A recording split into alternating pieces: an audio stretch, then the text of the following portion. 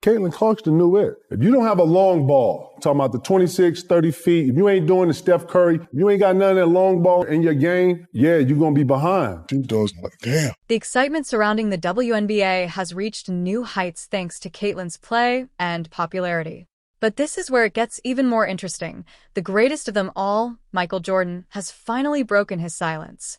Anyone who follows basketball knows that Caitlin Clark is a supernova chong in how we view the women's game. NBA legends and icons who know the game inside and out have been left in awe of her brilliance. MJ's remarks regarding Caitlin are revolutionary, and his admiration for her says it all. Pay attention to what Jordan had to say because he is an NBA legend. When it came to defending Caitlin Clark, Rick Barry didn't hold back. In a powerful statement, Barry made it clear that the constant hatred Caitlin has encountered from some WNBA players is nothing more than jealousy and fear of her undeniable talent. Barry's words struck hard, putting those critics in their proper place. What Barry had to say is something that every Caitlin Clark doubter needs to hear because it demonstrates why she deserves all the respect. I think it's reprehensible what they're allowing some of these players to do. Anybody that does something flagrant to this young lady for what she's brought to the game should be suspended and fined big time for doing that. WNBA legend George Jaron also stood up to defend Caitlin Clark, and his remarks were equally powerful. Jaron didn't hesitate to call out the disrespect, making it clear that Caitlin's talent is something to be celebrated rather than destroyed. His statement was an attention-getter, telling everyone who doubts Caitlin that her greatness is here to stay, and even legends recognize it. Get ready to hear Gervin's powerful defense. They don't know the value that she's bringing for all of them. She bringing, they flying private planes now. They went flying private before she came. They on major networks now. They weren't doing that. See, she remind me of Tiger Woods for golf. Yeah. We will begin with a former player who isn't all over the airwaves in retirement. Jeff Teague was a quality starter for the majority of his 12 seasons in the league, a one-time All-Star and an NBA championship ring winner. But he was never a media darling or a highly marketable figure. Now retired, Teague felt free to criticize the WNBA for its treatment of Caitlin Clark because she entered the league with a sizable fan base.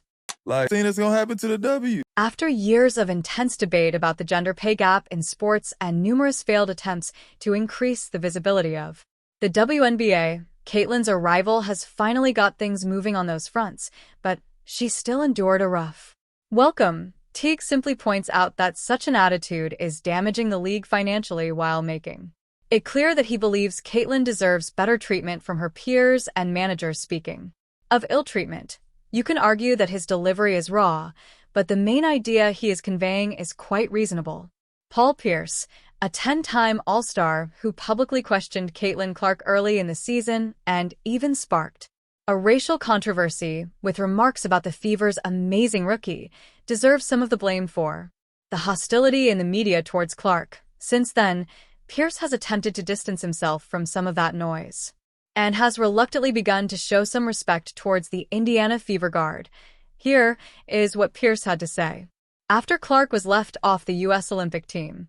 You claim you want the women's game to grow, and then you keep the most popular girl in women's basketball off the team. How do you grow internationally and domestically if you don't put her on the U.S. team? It just makes the most sense. Sometimes you have to say, hey, guys, this is bigger than the game, which it is. I mean, women's basketball is at an all-time high because of Caitlin Clark. On the surface, his take sounds respectful, but if you dissect the logic behind it, you will see that Pierce is still not totally sold on Caitlin Clark's basketball ability.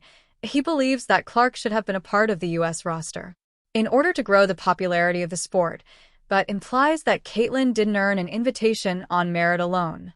Then again, Paul Pierce is one of the most provocative NBA players turned sports commentators, so all of his takes must be taken with some reservation, as he might simply be trying to stay relevant in the media space just when you thought the drama around Caitlin couldn't get any bigger. Shaquille O'Neal dropped a bombshell on Angel Reese's podcast. Shaq held nothing back as he praised Caitlin Clark right in front of her most vocal critic. It was a jaw-dropping moment. And NBA legend defending Caitlin in the least expected places words made one thing clear: Caitlin is extraordinary, and even her harshest critics couldn't deny it. Get ready to hear it. Straight from the Big Diesel himself. When I was like this. Legendary NBA center and three-time Defensive Player of the Year Dwight Howard believes that Caitlin's absence from the biggest sporting event of the year may have been a blessing in disguise. He thought at the time that Caitlin could use the time off to hone her skills and dominate in the second half of the season, which is exactly what happened. Looking back, Howard's statement seems almost prophetic.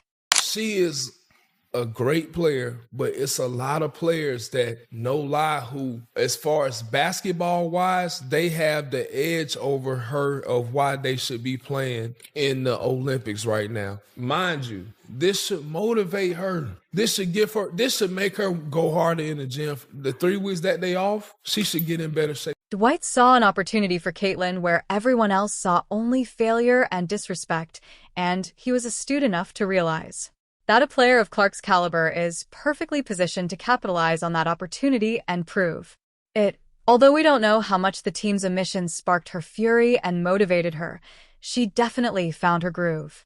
Traveling to Paris and possibly sitting on the bench for a stacked team could have thrown Clark off a rhythm, not to mention the possibility of a random injury that could have been.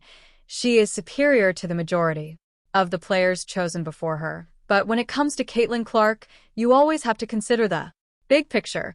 Hall of Fame point guard Isaiah Thomas was always able to see all the angles on and off the court after his stellar playing career that resulted in back-to-back NBA championships for the Detroit Pistons. Thomas went on to work as head coach and executive in the NBA for many years.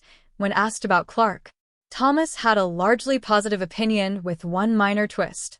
I think it's great what she's done, and I think it's great what the media and the WNBA and marketing and the players are doing, because, controversy is not good, but, controversy says. Dwight saw an opportunity for Caitlin where everyone else saw only failure and disrespect, and he was astute enough to realize that a player of Clark's caliber is perfectly positioned to capitalize on that opportunity and prove it. Although we don't know how much the team's omissions sparked her fury and motivated her, she definitely found her groove. Traveling to Paris and possibly sitting on the bench for a stacked team could have thrown Clark off a rhythm, not to mention the possibility of a random injury that could have been.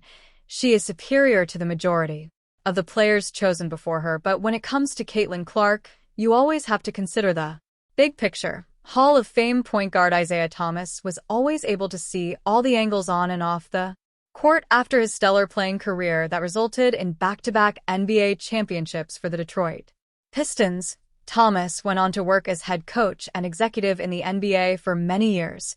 When asked about Clark, Thomas had a largely positive opinion with one minor twist. What did you expect was going to happen to her? Number one, I don't think it's jealousy. Oh my God, she's getting all the endorsements. We're going to go after her. You're playing at the highest level. You're playing in the WNBA. You're coming from college and you're going to the pro ranks, right? What did she expect was going to happen? Why are people so shocked, right? You're playing against grown women. The same thing.